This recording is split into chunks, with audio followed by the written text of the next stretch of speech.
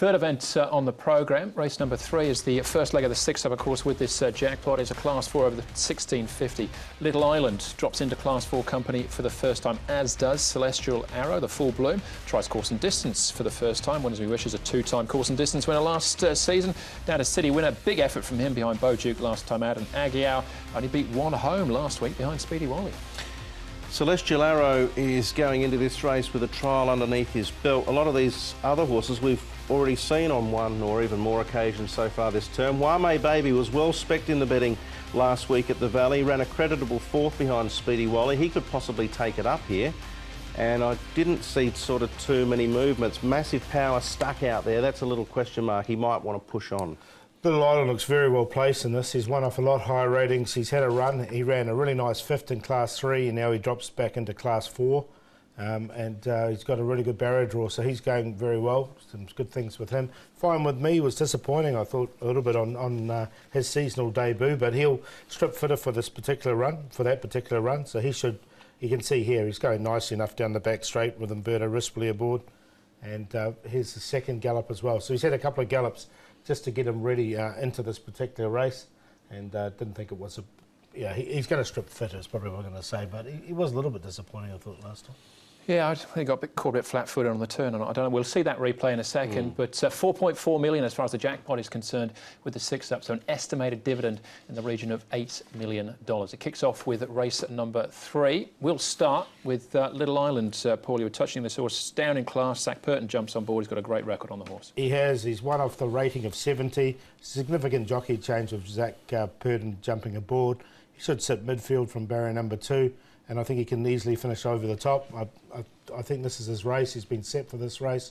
I'm going to make him the best of the evening. Yeah, I'm with you, Paul. I think he's the hardest to beat, definitely. Zach's had 2 rides for a win and a second. The first up run was good. That race is a lot harder than what he's taking on here. Yeah. There's one runner in the race that I've got a bit of a question mark over, potentially could knock him over, but I think he's the one to beat. All right, we'll see if we come to him in the next couple of races or not. Wame Baby, next one we see, as Brett mentioned, there was a fair bit of money for this horse, didn't quite come off. Aguiar's further back, no show from him on this occasion. No, but he stuck on reasonably well, didn't he? I mean, the winners come from well back. Megatron, Wame Baby, they eventually sort of fended off the challenge from Polymere Lark, and then Tawny was joining in, and then Speedy Wally got over the top late, didn't he? But he was there for a while. I get the feeling if he can roll and find the rail a little bit easier here, Wame Baby might give another good sight.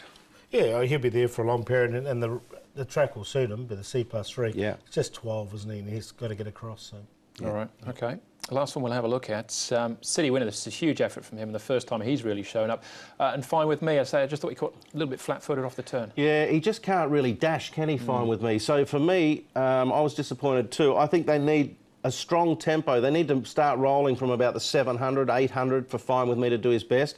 But City Winner, this was a lightning run from the back. It was a slow tempo. He ruled off a quick final sectional. If he can back that up, he might be the one maybe that could potentially test Little Island, but he has to back it up. That's the question. That's the big question, mate. But I've got him in as well. I know where you're coming from. Yeah. Little Island the best, though? Yeah, best of the night for me, Little Island. So I've got him on top. I think this is his race. He's been set for this race. City Winner, we just saw him. I think he can beat Fine With Me once again. And Works of Art, interesting, they're putting the tongue tie on him for the first time. He's another one that can roll forward from barrier 11. So 1, 10, 9 and 2, but I'll just back the 1 to win. Seen it very similar, Paul. Yep, I've got 1 on top. Little Island as the hardest to beat. City Winner has the capability of doing that off what we saw from him at his last outing.